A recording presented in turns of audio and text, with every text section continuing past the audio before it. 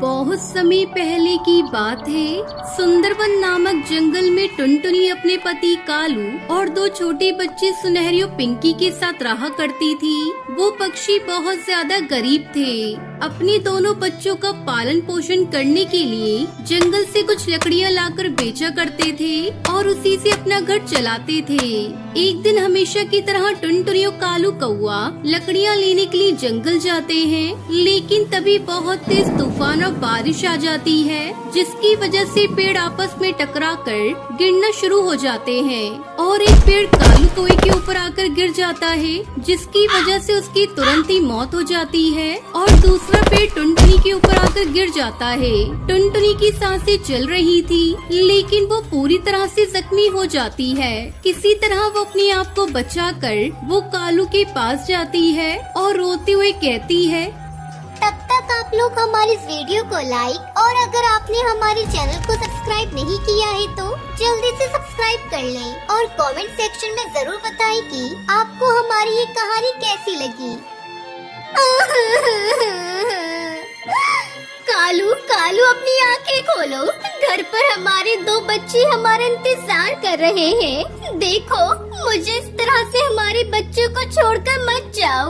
हमारे बच्चे तुम्हारे बारे में पूछेंगे तो मैं उनसे क्या कहूँगी कि उनके पिता उन्हें हमेशा हमेशा के लिए छोड़ के चले गए। नहीं कालू नहीं, तुम हमारे साथ ऐसा बिल्कुल मत करो। प्लीज अपनी आंखें खोलो, अपनी आंखें खोलो कालू। इस तरह टुनटुनी बहुत ही ज्यादा फूट फूट कर रो रही थी। कालू के आगे उसे अपने जख्म भी दिखाई नहीं दे रहे थे। जंगल में आसपास के पक्षी टुनटुनी के पास आते हैं। बेटा, तुम्हारा पति तुम्हें छोड़कर जा चुका है और अभी तुम्हें अपना ख्याल रखना है। तुम भी बहुत जख्मी हो और जितना हो सकता था हमने तुम्हारी मदद कर दी। अब जाओ अपने घर और अपना ख्याल रखो। तुम्हें अपने दोनों बच्चों को भी तो संभालना है। टुनटुनी चिड़िया को पास के पक्षी बहुत समझाते हैं और वो सभी के समझाने के बाद घर चली जाती है। घर जाने के बाद सुनहरी और पिंकी अपनी माँ की हालत देखकर घबरा जाते हैं। माँ, ये आपको क्या हो गया? आपको कितनी ज्यादा चोट लगी है? अच्छा, आपके तो पैर में भी चोट लगी है। माँ, पिताजी कहाँ हैं? इतना तेज तूफान आ गया था, हम दोनों तो घबरा ही गए थे, कहीं आप दोनों को कुछ न हो जाए। माँ, आप जवाब नहीं दे रही, बस रोती जा रही हैं। हम आपसे कुछ पूछ रहे हैं, पिताजी कहाँ हैं? वो नजर नहीं आ रहे। सुनहरी पिंकी, मेरे प्यारे बच्चों, तुम्हारे पिताजी हमें हमेशा हमेशा के लिए छोड़कर चले गए और मैं भी किसी काबिल नहीं बची। जंगल में काम करने वाले पक्षियों ने मेरी मदद की, मुझे यहाँ तक पहुँचाया। अब तो मैं अपने पैरों पर चल भी नहीं सकती। तुम्हारे पिता का भी अंतिम संस्कार करके आ रही हूँ। तेज तूफान से पेड़ गिरना शुरू हो गए और एक पेड़ से तुम्हारे पिता हमें छोड़कर चले गए और दूसरे पेड़ ने मुझसे मेरे पैर छीन लिए। अब मैं तुम दोनों का पालन पोषण कैसे करूँगी? मुझे तो कुछ भी समझ में नहीं आ रहा है। अब हमारा क्या होगा? अपनी माँ को इस तरह से रोता हुआ देखकर और अपने पिता की मौत की खबर सुनकर दोनों बच्चे भी रोने लगते हैं। तभी पिंकी अपनी माँ के आंसू साफ करती है और अपनी माँ से कहती है, माँ, आप हमेशा कहती थी ना, हमारे दादा दादी का घर बहुत बड़ा है और वहाँ पर चाचा चाची, उनके बच्चे सभी लोग रहते हैं। हम भी तो वहाँ जा सकते हैं, आखिर वो भी हमारा घर है, हमारा भी तो हिस्सा है उसमें। आप चिंता क्यों करती हैं? हम वहीं पर जाएंगे और वहीं पर रहेंगे। नहीं नहीं मेरे प्यारे बच्चों, हम वहाँ पर नहीं जा सकते। तुम्हारे दादा दादी मुझे पसंद नहीं करते क्योंकि मैं गरीब परिवार से थी और तुम्हारे पिताजी मुझे पसंद करते थे, इसलिए वो अपने माता पिता के खिलाफ जाकर उन्होंने मुझसे शादी कर ली। इसलिए उन्होंने अपने बेटे और मुझे अपने घर से निकाल दिया। हम वहाँ पर नहीं जा सकते बच्चों, नहीं जा सकते हम वहाँ पर। टुनटुनी अपने दोनों बच्चों को अपनी सारी बातें बता देती है। पूरा परिवार दुखी था, परेशान था।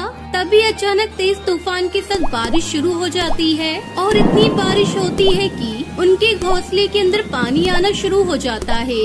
ये देखकर टुनटुनी और भी ज्यादा घबरा जाती है कि अब वो कहाँ जाएगी। जब टुनटुनी को कोई और सहारा नजर नहीं आता तो उसे मजबूरी में अपने ससुराल जाने का फैसला करना पड़ता है। टुनटुनी अपने दोनों बच्चों के साथ अपने ससुराल पहुंच जाती है और वो वहां जाकर अपनी सास को अपनी आप बीती बताती है। तभी टुनटुनी की सास कहती है, मनहूस करमजली, मेरे बेटे को तो मुझसे छीन लिया। उसके बाद जब मेरा बेटा इस दुनिया में नहीं रहा तो अपना हिस्सा लेने आ गई इस घर में। अपाहिज चिड़िया, तुझे और तेरे दोनों बच्चों को इस घर में जगह नहीं दूंगी। चली जा यहाँ से। मेरे बेटे को तो खा गई है, क्या अब हमें भी खाने आई है? निकल जा यहाँ से, हम तुझे यहाँ पर जगह नहीं देंगे। सासू माँ, मेरे दोनों छोटे बच्चे हैं, इनके ऊपर थोड़ा रहम करो, थोड़ा रहम करो सासू माँ। ना मैं तुझ पर रहम करूंगी और ना ही तेरे इन दोनों छोटे बच्चों के ऊपर रहम करूंगी। निकल जा यहाँ से। और मैंने कोई अनाथ आश्रम नहीं खोल के रखा जो मैं तुझे अपने घर में रहने की अनुमति दूं। जा यहाँ से, बाढ़ में डूबकर तू भी मर जा। दादी दादी, अपने घर में रहने की जगह दे दो ना। बारिश कितनी तेज है, हम इतनी तेज बारिश में कहाँ जाएंगे? हमारा छोटा सा घोंसला टूट गया, उसके अंदर पानी भी भर गया, हमारे पास रहने की कोई जगह नहीं है दादी। टुनटुनी की सास किसी की भी नहीं सुनती और सबको घर से बाहर निकाल देती है। टुनटुनी चिड़िया इतनी तेज बारिश में अपने दोनों बच्चों के साथ कहाँ जाती, उसे कोई जगह नहीं मिल रही थी। तभी वो अपने दोनों बच्चों से कहती है, लगता है अब हमें पहाड़ी पर ही जाकर रहना होगा, क्योंकि यहाँ तो कहीं रहने की कोई जगह नजर नहीं आ रही है। जिनके पक्के और अच्छे मकान हैं, वो तो अपनी छतों पर रह रहे हैं। हम यहाँ झोपड़ी डालकर भी नहीं रह सकते। सिर्फ एक पहाड़ी पर जाने का ही आसरा है। चलो मेरे प्यारे बच्चों, पहाड़ी पर चलते हैं, देखते हैं वहाँ पर हम अपना जीवन कैसे बिताएंगे। ऐसा कहकर टुनटुनी अपने दोनों बच्चों के साथ पहाड़ी पर चली जाती है। वहाँ जाकर टुनटुनी चिड़िया उसके दोनों बच्चे देखते हैं तो चारों तरफ फल के पेड़ लगे थे, ठंडी ठंडी हवाएं चल रही थी, बहुत अच्छा लग रहा था। तभी पिंकी कहती है, माँ, पहाड़ी पर तो कितना अच्छा लग रहा है और यहाँ पर हमें खाने की भी कोई परेशानी नहीं होगी। जब तक हम यहाँ रहना चाहें आराम से रह सकते हैं। बहुत समय बाद हमें फल खाने के लिए मिलेंगे।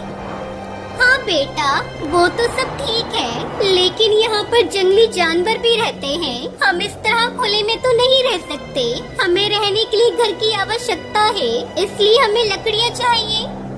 माँ, वो देखिए, सामने देखिए, कितनी ज्यादा मिट्टी है। हम वहाँ से मिट्टी लेकर आएंगे और मिट्टी का घर बनाएंगे और उसके अंदर रहेंगे।